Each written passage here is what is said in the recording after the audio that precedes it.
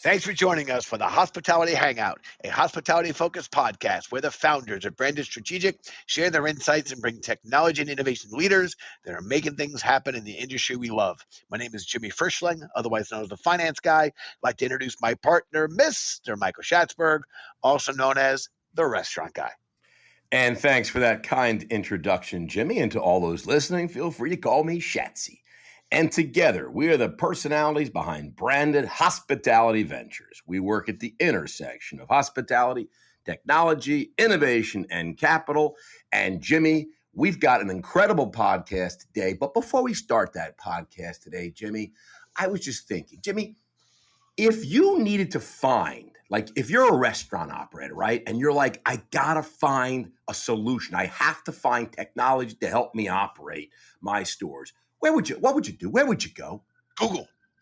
No, Jimmy, that's not where you would go. That's not the answer. Jimmy, there's a site out there right now. It's called Boom, Jimmy. It's called Boom. Boom. You go to Boom because Boom, Jimmy, Boom is a site. Okay, it is an e-commerce B2B platform that happens to be our sponsor, Jimmy. They're sponsoring this. So you ruined the entire sponsorship has been ruined. Now, Jimmy, if you had to find anything you're looking for in technology relating to restaurants and hospitality, where would you go? Boom. Yes, Jimmy, you'd go to Boom. That's where you go because Boom has over 500 of the best technology solutions for operators today. And Jimmy, do you know what it costs to use Boom? Sounds very expensive. You'd think, Jimmy, it's free. It's free for the operators to use Boom. So go check out Boom. It's just filled with unbelievable tech and innovation. Boom.store, great sponsor, great company, great B2B e-commerce platform, Jimmy. Let's take it back to the show, Jimbo. All right. And I want to continue to thank our former sponsor, Chico's Bail Bonds. We appreciate your multi-year agreement with us. And yes, after several cease and desist letters, we have decided to retire you and replace you with Boom. Excellent. Listen, in all seriousness, we are very excited for today's episode. Our guest today is our friend, Mr. James O'Reilly, CEO of Smokey Bones. Shats, you like apples? I like them apples. I got to tell you, Jimmy, we're getting really good guests. I don't know how we're getting these guests, but it's unbelievable. You know what? We keep asking, we keep nudging, we keep pushing. They're like, fine, I'll do the podcast. Just leave me alone. Listen, leave me alone, exactly. Before we jump into James, and we got a great episode for James today, we have our new segment, Trivia Tuesdays, never to be confused with Taco Tuesdays. Being that our podcasts are released on Tuesdays. Jim, I think you'd like Taco Tuesday better. I love Taco Tuesday. I got to tell you, I'm not going to lie. Taco Tuesday, Wendy's Wednesday. We release our podcast on Tuesdays. We are introducing Trivia Tuesday. Each week, we'll ask some fun trivia questions about our guests, but here's the catch. You have to tune in to the end to find out the answers. This week's Trivia Tuesday, we're going to play our game, Two Truths and a Lie. Shatsy, if you don't know how it works, although I think you do, I'm going to list 3 facts about our friend James. 2 are true, 1 is false. Here we go. Wait, I like the old way. We used to have 3 truths. Yeah, that wasn't as interesting. That was a little, you know what, we get better. We evolve. All right, listen. Fact 1. James was once a member of a rock band. I could see that. The guy looks like a rock star. Fact 2. James is a member of Mensa. I have no idea what Mensa is, so I'll say he could be. Okay, fact 3. James is a marathon runner. He looks svelte, Jimmy. He looks svelte. I got to tell you. I could see him. He looks like a rock star and a marathon runner. Mensa, I got no idea what that is, so, All right. Well, listen, we'll see. Yeah. All right. Stay tuned to the end of the episode and you'll find the real story. Let's get after it. James, we're going to let you take the lead, sir. Please give us a little background about yourself and, of course, Smokey Bones. Good morning, gentlemen. Great to be with you again, my friends. That's a lie. At Branded. It's great to be with you. Guys, thanks for having me. I'm a career restaurateur. I've been in the restaurant industry for about 25 years. I probably spent 16 or 17 of that in quick service, mostly in marketing roles as Chief Marketing Officer, KFC US, Sonic Drive-In US. I became the CEO of Long John Silver's about 6 or 7 years ago. I loved that brand. It's a great business and the franchisees. And then I joined Smokey Bones in May of 2019 as CEO and president, and I've been here ever since. This is a great business. Let me tell you a little bit about Smokey Bones. Our tagline is meat is what we do. And what that means is you cannot find a casual dining restaurant that has more cuts of meat prepared in more kinds of ways than you can at Smokey Bones. So If you're thinking about steakhouses, we have more. If you're thinking about, general casual dining restaurants, we have more and we have better. So we love what we do here. We're passionate about being a protein candy store, and I'm excited to be with you. I So like that. Smokey Bones, you are the meats. Is that right? That's what I'm saying. All right. That's what I'm saying. Hey, listen. Before we take a deeper dive into you and Smokey Bones and learn all about Smokey Bones, because there's a lot to cover, I'd like to get a little bit more about our guest. And how did James O'Reilly become the CEO of Smokey Bones? Where did it all start? So we can go back. I mean, you spent time at Yum, at Pizza Hut, at Sonic, Long John Silver's, like you said. Let's go back further. 1985. What was going on? What were you doing then? And how did that help you become the CEO of Smokey Bones? James, this is Shatsy's. It doesn't have to be 1985, by the way. Go any year you want. This is his Fraser Crane moment. Shatsy is listening. $150 an hour. Great question. Back in 1985, I was starting my bachelor's degree in biochemistry, and I thought I was headed to medical school, believe it or not. So that was what I did for 4 years. And by the time see that, Jimbo? Yeah. By the way, the path to CEO of Smokey Bones is even more obvious than I thought. Because no question, it was an obvious path. So by the time I was done with that, I had actually been running a small business to pay for all my school expenses. And by the time I was done being an entrepreneur for those 4 years, I decided I like business more than science, and I went to business school. And then I got recruited into brand management, actually Procter & Gamble, and that's what started me on my business P&G, man, they start everybody out over there, huh? Yes, they do. It's the Brand Management University. Really is unbelievable. I like it. 1/3 of this podcast participants started out at P&G. So you're right, Shatsy. Everyone who starts out at P&G, 1/3 of this podcast has done that. Just that. A very little. That's a factoid that nobody knew about, Jimmy. No one knew. Listen, I want to kick things off with some unbreaking news. We're not always the first to break news, but if we talk about it on the podcast for the first time, it's breaking news to us. Smokey Bones has recently launched BiteHall, a virtual food hall weaving your 5 brands under one website, and as you like to say, all bites in one site. Can you share, a little more about the premise behind BiteHall and your decision to build your own digital roof? Sure. Well, we started with a major commitment to off-premise in this company when I joined and built my management team, because we really, really believe in the power of off-premise and casual dining. That's actually one of the things that brought me to Smokey Bones. So everything we've done, the stuff we'll be talking about today, has really sprung out of that commitment to technology and driving our off-premise business. So we had success with our virtual restaurants. We do have success with our virtual brands. And as we got through the process of and developing our 3rd and 4th virtual brands, which sounds like a lot, I know, and started to kind of think about how to integrate our virtual brands together, we also started to realize that consumers who are in the traditional third-party marketplace space, if you've got 2 or 3 people at home and somebody wants, say, burgers, and somebody else might want, I don't know, a bowl, a rice bowl or a salad bowl, and somebody else might want something different, maybe ribs. When you're on a third-party platform, sometimes there's some friction there because somebody wants something from this place, somebody wants something from that place. All of a sudden, you're looking at multiple deliveries, multiple commissions, multiple fees, and all that kind of stuff. And all of a sudden, friction gets created.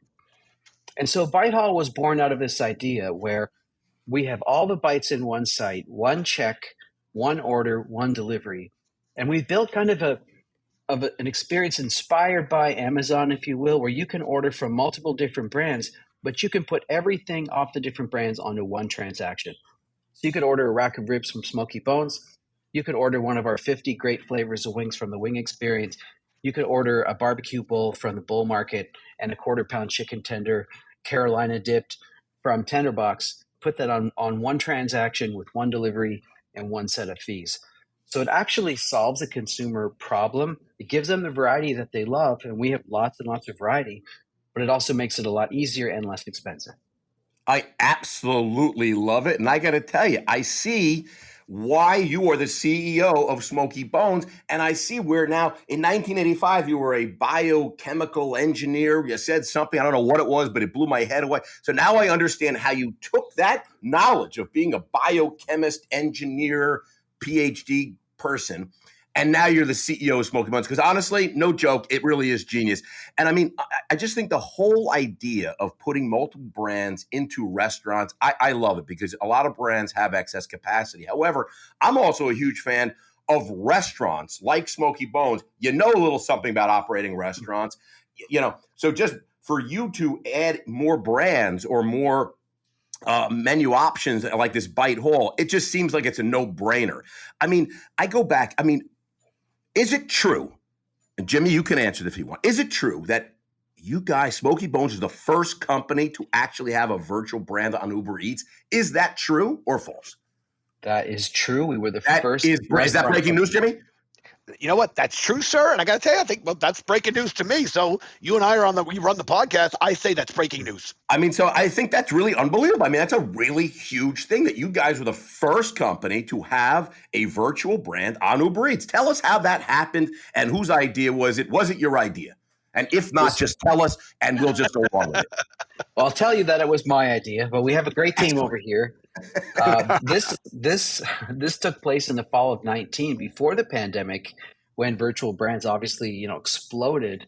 But we were pursuing our off-premise vision and all the things we wanted to do with technology and offering more off-premise solutions. And we Uber Eats has always been a great partner of the company. And through the course of our discussions with Uber Eats, we developed this and discovered this kind of concept of these unmet needs that they had. So Uber Eats wanted to have menu offerings in multiple categories, in multiple places where we were doing business at Smokey Bones. And we discovered together, well, we could build a burger concept with all the incredible products and ingredients that we have that's still unique enough to be its own concept. We can develop a wing concept and there are lots of wing concepts now, but nothing like the wing experience. I promise you guys.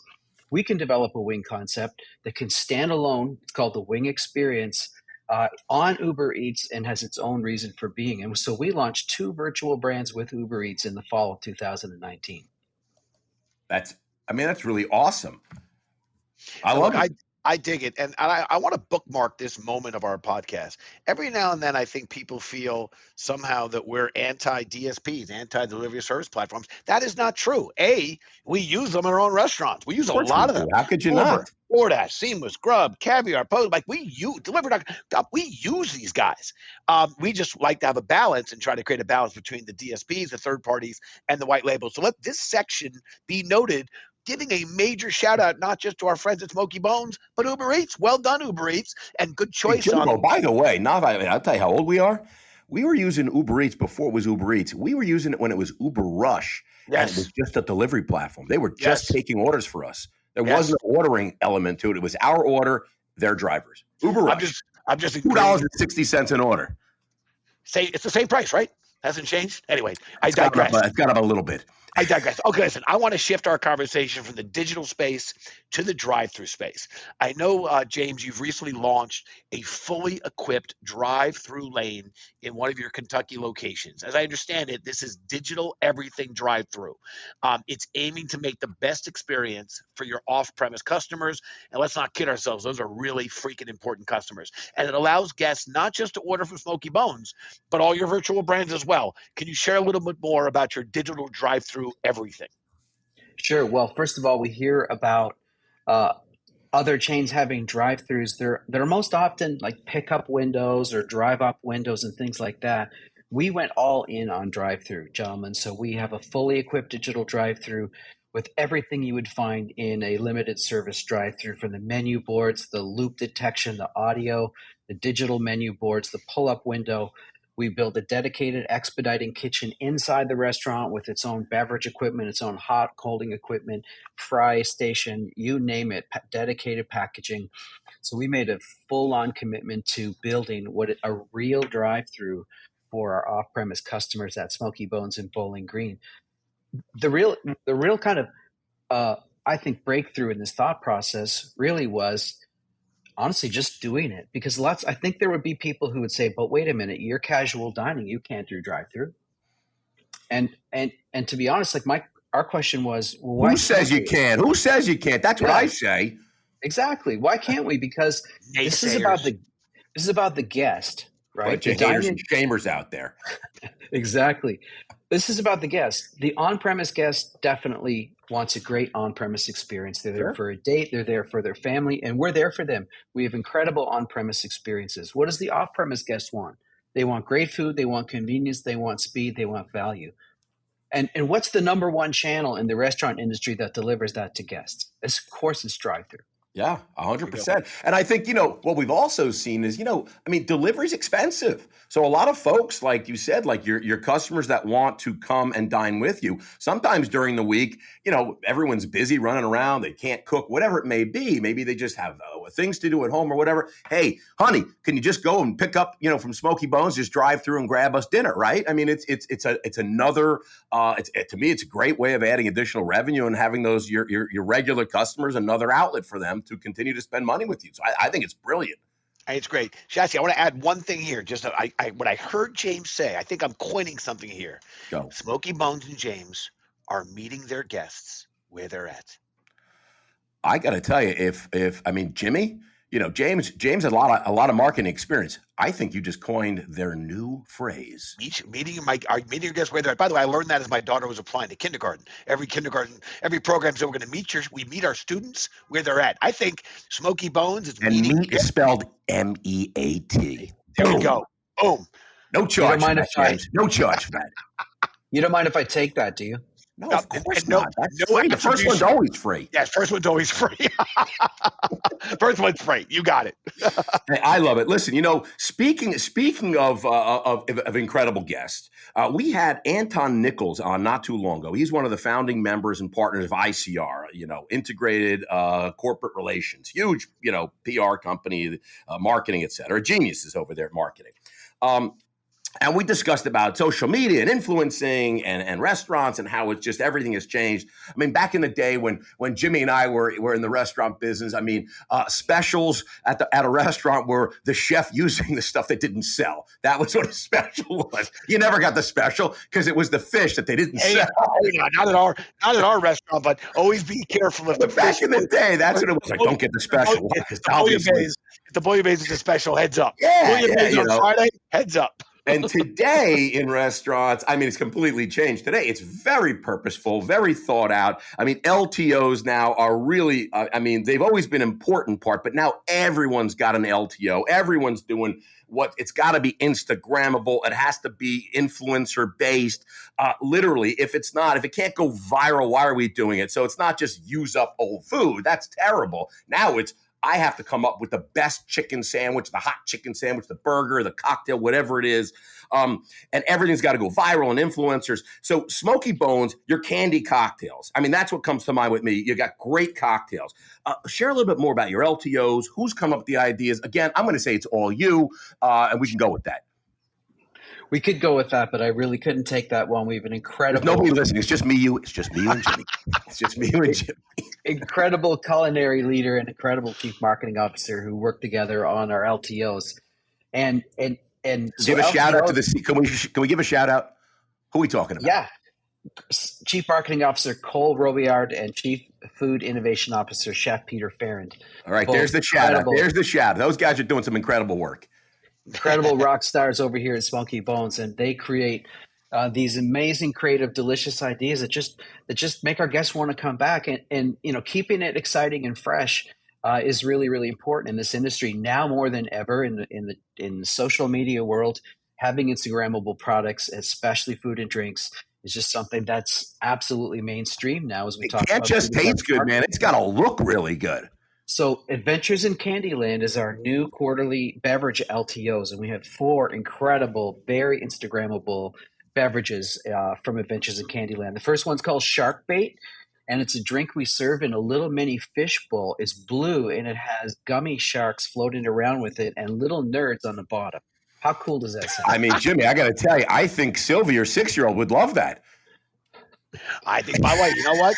Sylvie's not afraid of sharks. She loves gummies. Let's go. Is that for 6-year-olds, that drink, or no? We might need the non-alcoholic version for your daughter. Yeah. No, Jimmy's all right, man. Sylvie's very advanced for her age. I'm very European. Very European. Start them early. Yeah, that sounds cool. I dig it. We got Twizzle Faux Shizzle, which is a red strawberry vodka drink with two Twizzlers sticking out of it. We have an Can you early say that bird again? What's it called? Twizzle Faux Shizzle. Yeah, Which Jimmy, say that 5 times fast. It just makes me smile. I got to tell you, Yeah. that name makes me Anytime smile. you say shizzle, I like shizzle. We have a drink called the Early Bird, which is a tequila drink. Beautiful. It changes color when it's served. And then we also have a shot called the Smarty Pants shot, and it is rimmed in crushed up Nerds candy. So these are really fun. They're really delicious drinks, and they're incredibly Instagrammable. I love it. And I think, Jimmy, the Smarty shot sounds perfect for you because you're smart. You're smart. Smart. Not dumb like they say. Yeah, I love it, but it really is important. You know, we go to our restaurants here in this city. I mean, I went nuts one time when they served me a Bloody Mary, and I was just like, "What am I supposed to do with this?" They're like, "Oh, it's a Bloody Mary." I'm like, "If you can't take a picture of it, it's nothing." Because if you can't put it on Instagram, it's nothing. It's just it's useless. Because that's free market. It's free advertising. You need every customer to be taking pictures and throwing it out to all their followers. That's absolutely right. I agree. I used to have some friends that I called it food porn when they were photographing their food. And this was years ago, before these really people started raising their game. I can't imagine. These people are probably doing videos and all sorts of stuff. All right, listen, I want to shift into the restaurants now with lights, with their own lights. With their own light. Listen, FSR Magazine recently published a fantastic story, which included 18 predictions for the future of restaurants. Coming in at number 10 spot was off-premise gets its own space.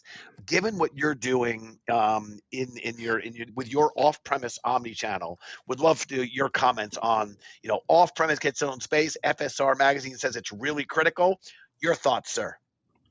Well, of course, I agree with that. All of us over here at Smokey Bones are very excited about the off-premise part of this business. And if you think back in time, 10 years ago, 15 years ago, off-premise was the domain of quick service, and that's where I was operating. Over the last 5 to 10 years, casual dining has been able to innovate and grow and develop its off-premise capability, us is obviously included. And now consumers have so many more off-premise options, and that's why it's such an important trend, because casual dining can bring you a steak, a burger, wings, full rack of ribs delivered to your home. When 10, 15 years ago, it was really just pizza and burgers and wings and things like that. It was Chinese food and pizza. That's what you got. That was your options when Jimmy and I were growing up, and we're old as dirt. Me too. And that's all great. And by the way, I worked in those businesses, and they're great businesses. But for casual dining, of course, off-premise has absolutely come of age. Now, let me give you an example. In our new restaurants, we opened 2 new restaurants in 2022, one in Avon, Indiana, and one in Utica, Michigan. We have built our off-premise capability there really, really significantly. So we've got dedicated, it's not just a drive-up curbside, it's a dedicated off-premise entry. You walk in, there's an off-premise counter there. It has a POS, a menu board, a grab-and-go cooler, dedicated employees standing there ready to take your order, whether you ordered it online, whether you called it in, whether you walk in. We do a complete off-premise business in a part of the restaurant that's dedicated to that, and all that food flows directly and really efficiently from the kitchen. And so now the thing that we don't talk about as much is, not only is that good for the off-premise customer, but it's really, really also good for the on-premise customer. Because if you think about how, most casual dining restaurants are designed today, and many of ours still have this, the off-premise customers, they're walking into the dining room or walking through the dining room. Sometimes you've got delivery drivers walking in your front door. Oh, man, they're all standing there with their helmets on, their bags, a whole big thing going on there. Right. And so, I think of that as like purpose-driven design or customer-centric purpose-driven design, where we want the design of the facility to really be driven by the needs of the customer. So whether that be dedicated on-premise entrance and service, which improves the dining room experience, drive-through, all these things start with the customer and what their needs are. I think that was such an important topic you brought up, and we don't have enough time in this podcast to dig deep enough. I've been trying to tell people our industry is going through a transformational period, and that includes what's going on in the physical layout of our restaurants. X years ago, it was kind of 30% back of house, 70% front of house, maximize your seating for the guest, and off premise was a de minimis percentage of our sales, and go. And today, that old real estate model just doesn't work.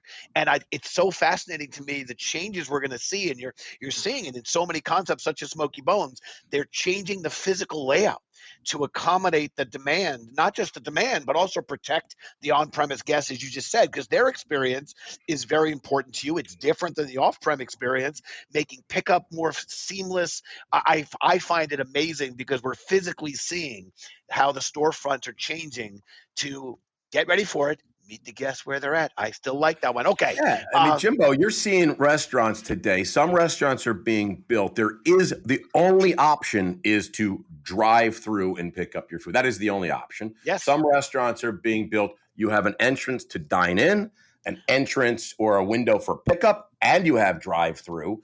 I mean, so there's just a whole new footprint. I mean, you see the design now is so critical to the operational flow of the restaurant and what type of bread you have. It's just not like it used to be. No, I'm so glad Jay-Z brought it up, because the physical layout, I think a lot of people are not aware of the changes that are going on and will continue as we personalize these things to the brands and their guests, Good time to be an architect in the restaurant. Great time to be an architect. Shatsy, I always wanted to be an architect. I wanted to be an architect. This is your chance, Bobby. My chance. All right. I want to move into talking back. Turns out, we started this podcast. We like talking to people, and I'm not French. By we, I mean me. But we learned along the way that sometimes our guests also have questions for us. So here we got talking back. We're going to let James take the microphone, ask us any question he wants. As I like to say, James, the microphone is yours. Gentlemen, tell me how you guys first met and how you fell together. Oh, Jimmy. It was a cold. People are so interested. It was a cold 1967. It was February. It was snowing outside. My mom felt something kicking, and it was little Shatsy. Yeah. I think you meant a little later. I think you meant. Let's fast forward a little bit, Shatsy. Go ahead. Yeah, I got to tell you. I mean, Jimmy and I know each other for I don't know. It's got to be 30 years now. But I mean, it all goes back to really those 6 degrees. And Jimmy. So I went to Boston University and met Dean, one of our third partner, Dean. Jimmy and Dean grew up here in this city. They met each other, I think, in the 8th grade in junior high school. So obviously, Jimmy and Dean were friends. Dean and I became friends, and by mutual, property, we all became friends, and we've been friends ever since. Then we started working together. Jimmy became an investor in some of our restaurants. He was always in finance. Dean was in real estate. I got involved with Dean in restaurants, and the rest is history, as they say. Jimmy could probably tell a better story. I think that's very true. By the community of property, Dean and I were buddies and growing up and met in the 8th grade. Dean went to college with Shatsy.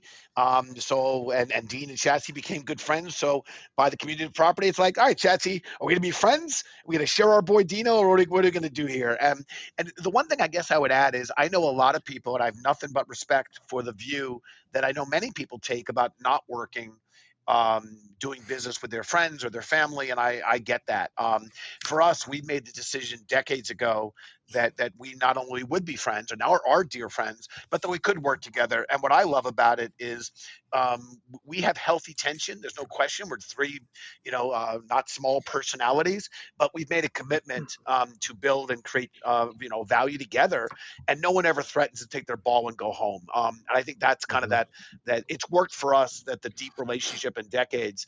We are very different people. We bring different. Dean's heavily involved in real estate. Shatsy's been the managing partner of our restaurant business. I've been the finance guy, investing in emerging markets and alternative asset classes. And this all came together with the realization that this is a emerging asset class. The tech and innovation for the food service hospitality industry was an asset class not valuing subject matter experts. Who are the subject matter experts? James, you are, and Shatz is, and all the people that own and operate and cut their teeth in these stores where food and beverage is sold and served. There's a whole knowledge set that I felt was being not valued by investors Well, and Jimmy, the technology. joke that we always said is the subject matter experts in restaurants are anyone who's ever eaten in a restaurant, and that's just not true. That's not true. Right. I think this is one of the most misunderstood industries. James, when you're out with friends, don't people be like, you know what you need to do, James? Here's an idea. You know what the problem is at Smokey Bones, James? Here's an idea. Be like, you know what? Shut the fuck up and don't tell me what to do. Okay, you're a doctor. I'll tell you what to do. Hey now, no, FCC violation. Keep it classy, Shatsy. There's no FCC here, baby. But I will joke, James, in truth and humor.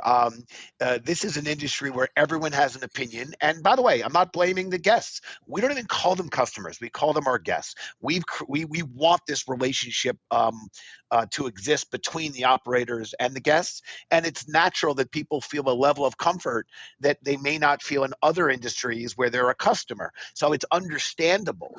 But to be clear, I always say that this is a really unique business because of that relationship. But anyway, great question, James. Yep. I never liked Shats, by the way. I still don't even like them, but I'm stuck. We're stuck. We're stuck now. Divorce is too expensive at this point. All right, listen. You know what that sound is? That is the food service feud sound, because we got two great guests, or actually one great guest and my co-host, Jimmy. James, are you ready to play the food service feud? Let's play the feud. Every Tuesday, we got a poll out on LinkedIn. We ask over 100 million people. We ask them an interesting question about food service and hospitality. Sometimes they're fun. Sometimes they're serious. We got a great one right now. Are you guys ready? Get your buzzers out. First person to buzz in, you let me know, and we'll see where it is on the board. Are you guys ready? I'm ready. All right, here we go. What is your favorite childhood cereal? Buzz. Okay, go, James. Lucky Charms. Lucky Charms on the board. Number 2 answer. Jimmy, you can steal it away and make your family proud. What is the number one favorite childhood cereal, according to 100 trillion people? I'm going Cinnamon Toast Crunch. Jimbo would be right. Cinnamon Toast Crunch is the number 1 answer on the board, followed by the way, Lucky Charms number 2. Anyone care to guess number 3 or 4? Fruit Loops. Fruit Loops is number 4, and Fruity Pebbles. Fruity Pebbles and Cocoa Pebbles, man. Come on, the Flintstones, baby. I got this one right, and therefore, I'm going to walk with a big stick and say I was the winner. But I have to tell you, I'd like to check when Cinnamon Toast Crunch came of age, when it was, because I got to tell you, I don't remember as a child Cinnamon Toast Crunch. I remember Lucky Charms, Fruity Pebbles, Fruit Loops. I would have had Captain I would Crunch. have to go back and look. Crunch in there, but Cinnamon Toast Crunch was not out. Yep. Like Lucky Charms, Fruity Pebbles, and Fruit Loops certainly came out long before, because those were like 70s cereals. Yes, but to be clear, I went Cinnamon Toast Crunch. 1984, Cinnamon Toast came out. From our producer, 1984, Jimmy, you would be right. I mean, Fruity Pebbles and Fruit Loops. That's not a kid's cereal to James and myself. I got to tell you, that's not kid's cereal. But I will say, you're saying then that James actually won this because he said Lucky Charms, and that was out much earlier. I'm okay giving it to James because this wasn't a kid's cereal when we were growing up. But I'll say the following. I'll say the following. My daughter, her favorite cereal, Cinnamon Toast Crunch, which is why I said Cinnamon Toast Crunch. It's her favorite cereal. It was flawed. It was flawed, and we have to fire our producer, Julie. We absolutely cannot fire Julie. We have to find a producer who's going to do the work. All right, do the work, Julie. All right, here we go. We are at the top of the show. We talked about Trivia Tuesdays. If you remember, we gave you 3 facts, 2 truths, and 1 that was false. By the way, if you were listening to the episode, and I was not going to make fun of Shatsy for not knowing about Mensa, because it was too funny to make fun of him about Mensa, but there were so many little tidbits. But here we go. 3 facts. Fact 1, James was once a member of a rock band. Fact 2, James is a member of Mensa. Fact 3, James is a marathon runner. Shatsy, want to care to guess? Okay, well, while we were recording, I took the opportunity to Google Mensa. Did you use Boom? Did you use Boom to look up Mensa? I used Boom. And now that I know what it is, I'm going to have to rethink my answers. So, in order, James is a member of a rock band. I'm going to say he was a member of a rock band. I'm going to say he's a member of Mensa, and I'm going to say he has no interest in being a marathon runner. I say he knows how painful it is. It's exhausting. He'd rather just sit on his couch and eat Smokey Bones. All right, James, you've heard Shats's guesses. It's yours. Well, Shatsy knows me well. That's why we're friends. That's exactly right. You are correct, sir. Shatsy, you are correct. Boom Boom. shakalaka. That's what Boom. it is, baby. Come on. I see it. Oh, man. Tell me about this rock band, though. So I'm a bass player. Actually, I wanted to join this rock band when I was in high school. And like most rock bands, when they get formed, they didn't have a bass player. And they said to me, you can join the rock band if you learn how to play bass. And I was like, okay.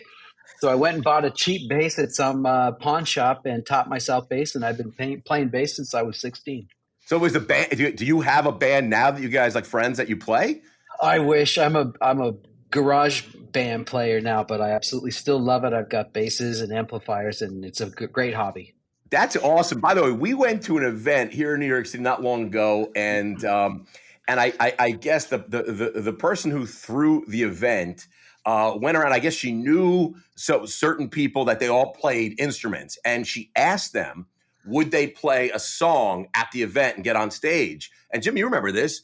And yes, it was awesome. Yeah, and we had so there are a lot of people in the hospitality and food service space that actually play instruments. And I got to tell you, it'd be really cool. What they did is try and get get the band back together, because there was and they didn't know each other. I mean, maybe they knew each other, but and there was a drummer, a bass player, and a singer, and I got to tell you, they killed it. They played like a couple covers and they killed it. It really was great. Lee Wilson from Harry, Mark Levitt from Union Square Hospitality. Enlighten Hospitality Investments. It was the Alice Elliott event. It was really awesome. By the way, my apologies right now to Paul Rudd and to the two of you, but I when you said you're playing the bass, I couldn't help but think about Paul Rudd's movie Slapping the Bass, man. Slap the bass. Well, there's one last thing. What's Mensa, and how do you get involved in something like that? Is that something that I can get involved in? Shatsy, if you don't know. Nah, yeah, I'm sorry. I don't mean the largest and oldest high IQ society in the world. That sounds perfect to me, Jimmy. If anybody who scores the 98th percentile or higher on the IQ test, you get to be a member. I mean, hello. No, it's a really, really fun group. It's a great group. It's a worldwide group. Nurture, development, especially really in children. Fun, though? James, is it really fun? Actually, they're really, really fun people. Yes. And they love restaurants. You're thinking at a level that you couldn't even it's like the Matrix. You couldn't understand the level of intellect and what the fun they're having, mostly Shatsy at our expense. They're literally looking at the civilians being like, how stupid's that guy? And that's why they're having fun, right? That guy's an idiot. Yeah, I hear you. Well, if I can become a member, I'd like you to see if it's possible. I will sponsor you, Shatsy. I will sponsor you. What do I have to do? Do I have to take the test? Yes. All right, well, maybe I could do a Seinfeld. I could put it out the window, Jimmy, and you can grab it and take the test for me, give it back like George Costanza. We'll have a Seinfeld moment, okay? I got you. Anyway, listen, it's good stuff. I appreciate that. And you're not a marathon runner. No interest in that. No, I actually put that down as the lie because I could never imagine ever doing that. Yeah, I agree. That's something I think all three of us agree on. All right, real quick, because we don't have a lot of time, and James got to get back to start opening up more restaurants and stuff. Branded Quickfire, greatest segment of all podcasts in all the history of podcasts, is about to happen. James, we're going to ask you 5 lightning round questions. Are you ready, sir? Yes, I'm ready. Don't think too hard. First thing comes to mind. Okay, here we go. Favorite childhood sitcom? Happy Days. Love Happy Days. Where are you getting dinner from tonight? Chinese takeout. What's your favorite food city in the world? London. Nice. Where is your favorite place to travel? Vegas. Nice. Who doesn't love Vegas? It's an adult playground. It really is. I remember they came up with the idea that it should be for children. That was an idea that went astray, right? And they also came up with New Coke. So you know what? Sometimes these guys don't make the best decisions. Bad idea. That's a bad idea. If you were to challenge Jimmy Rye to water skiing race to see who can stay up the longest without falling, who do you have better odds of beating? Jimmy, take your shirt off. I think I could beat Jimmy, and here's why. Because I've never seen Jimmy without a ball cap. And I think that would completely ruin his aerodynamics. So I think I could definitely beat him. Yeah. I got to say, Shatsy's losing too much. Let's throw one in there. I can drop the ski, go one. I could do it all, baby. Yeah, I love it. So we've done 114 podcasts now, Jimmy. I think I've beat you maybe 3 times on that. Yeah, that's all right. Well, here's number 4. That's fair. By the way, James, I'll simply say I agree and respect your answer. Well done, sir.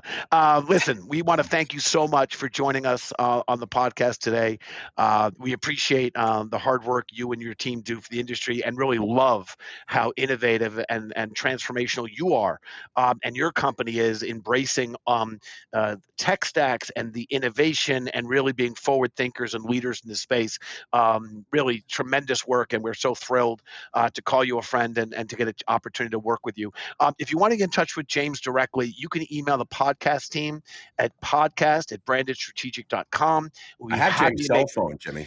Yeah, that was a season 1 mistake. We don't give We're out not cell doing that? numbers, and not anymore. That was a rookie mistake. Right. But we'd be happy to connect you with James and his team. Tremendous group. To our listeners, we continue to thank you and appreciate you for tuning in. We know there are literally hundreds of thousands of podcasts out there, and despite our banter and Shatsy always joking that it's basically just my family that listens to this, the truth is our subscriber base I is don't even going. think your family listens to it, by the way, Jimmy. That's probably true. But our subscriber base continues to soar and climb, and we so appreciate you guys choosing to hang out with us, and we want to make sure that we are bringing on great guests like James, and hopefully giving you some intel, insights, and having some fun along the way. Because if it's not going to be fun, why do it? So if you haven't subscribed already, please do so you don't miss out on any of the exciting guests we have coming up, and better yet, invite a friend to hang out with us the next time. So with great appreciation to James and his team, this is Jimmy Frischling, your finance guy, signing off and passing it back to my boy Shatsy. And thank you. And just to all of you listeners out there, if you want to check out Smokey Bones, smokeybones.com.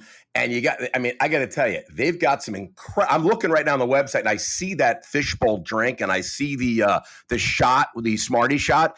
I mean, some of the stuff looks really, really good. So check out smokeybones.com. Check it out. Also, one last thing. Not only do we want you to listen to the podcast because it's super fun and super great, but if on Saturday mornings, if you just feel like you're waking up and you don't have anything to do while you're drinking your coffee, check out the Weekend Update. We throw out a newsletter every Saturday morning called the Branded Weekend Update. You can get it off our website at Branded Strategic, but the Branded Weekend Update is so unbelievably fun. I got to tell you, we got thousands and thousands of readers right now. Jimmy actually does the intro, and it's just really great. Everyone's loving it, and so I highly recommend you subscribe to that newsletter every Saturday morning, the Weekend Update.